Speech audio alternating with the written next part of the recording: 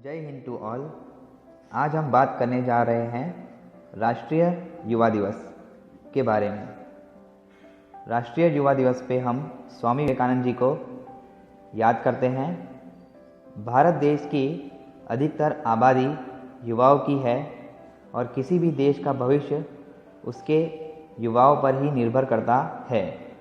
नई प्रतिभा के आने से देश को न सिर्फ तरक्की मिलती है बल्कि देश का विकास भी सही तरह से होता है।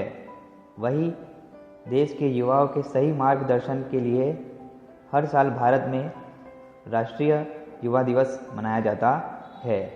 आखिर कौन थे स्वामी विवेकानंद? स्वामी विवेकानंद का जन्म कोलकाता के कायस्थ परिवार में हुआ था। उनके बचपन का नाम नरेंद्र नाथ दत्त था। उनके पिता विश्वनाथ दत्त कलकत्ता हाईकोर्ट के वकील थे, जबकि मां भुवनेश्वरी देवी धार्मिक विचारों वाली महिला थी। नरेंद्र नाथ 1871 में 8 साल की उम्र में स्कूल गए। 1879 में उन्होंने प्रेसिडेंसी कॉलेज की प्रवेश परीक्षा में पहला स्थान हासिल किया। नरेंद्र नाथ दत्त 25 साल की उम्र में घर बार छोड़कर सन्यासी बन गए थे। संन्यास लेने के बाद इनका नाम विवेकानंद पड़ा। रामकृष्ण परमहंस और स्वामी विवेकानंद की मुलाकात 1881 कलकत्ता के दक्षिणेश्वर के काली मंदिर में हुई थी। परमहंस ने उन्हें शिक्षा दी कि सेवा कभी दान नहीं बल्कि सारी मानवता में निहित ईश्वर की सचेतन आराधना होनी चाहिए। विवेकानंद जब रामकृष्ण परमहंस से मिले तो उन्होंने वही सवाल किया जो वो औरों से कर चुके थे, क्या आपने भगवान को देखा है? रामकृष्ण परमहंस ने जवाब दिया, हाँ मैंने देखा है।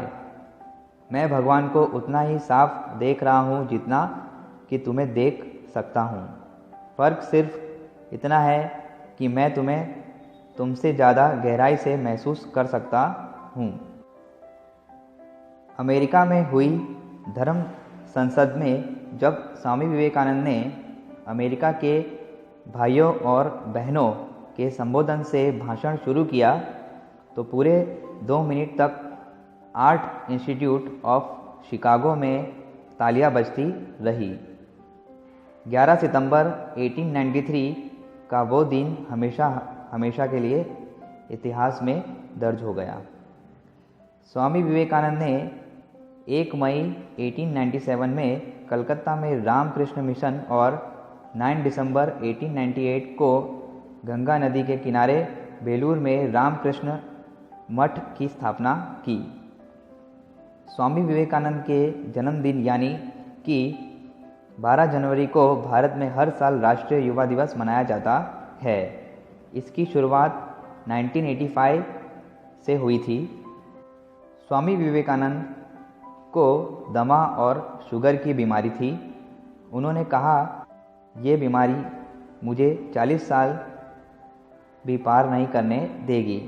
अपनी मृत्यु के बारे में उनकी भविष्यवाणी सच साबित हुई और उन्होंने 39 यानी 39 बरस की बेहद कम उम्र में 4 जुलाई 1902 को बेलूर स्थित रामकृष्ण मठ में ध्यानमग्न अवस्था में महा समाधि धारण कर प्राण त्याग दिए।